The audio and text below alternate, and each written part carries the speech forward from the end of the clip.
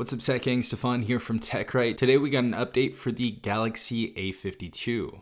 Stay tuned.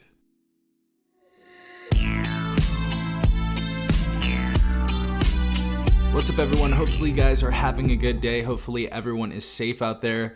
I just got an update on the international version of the Galaxy A52, so you guys may have a different version if you're watching this video. If not, that's okay. I'm going to be showing you how to update this and where to go to update that. If it's in your drop-down bar menu already, you can just go ahead and click on it. But if it isn't, just go ahead and click on Settings. So we're going to click on Settings right here.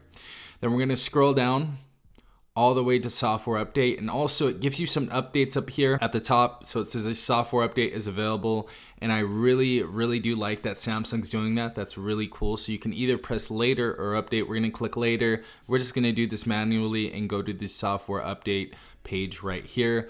But as you guys see, it says last checked May 16th, and today we got this update that is about 180 megabytes. So this looks like it's just a security patch, but it gives you a little bit of information right here on what's going to be happening. So it says a software update can include, but is not limited to, device stability improvements, bug fixes, new and or enhanced features, further improvements to performance to get the best from your device. Please keep your device up to date and regularly check for software updates. And if you guys want to learn more, you can go ahead and click on this link and it's going to take you to Samsung's website. But this is the version of the update.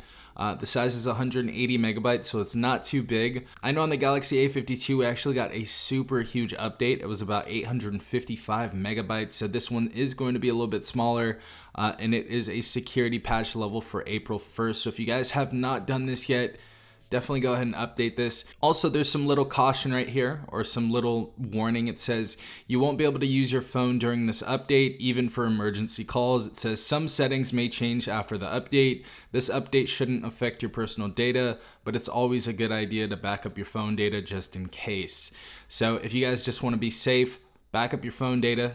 If not, you don't have to, and you can either schedule this install or install it now. I'm just gonna install it now, and I definitely recommend installing it now because it should only take about a couple minutes since it's so small. But I'll come back right now and tell you how it looks. But as you guys see, this is going to be a very quick update. We're already at 25% and we just started this. I just want to wait right here and tell you how long it takes, just so you guys know if you should schedule it or if you should install now.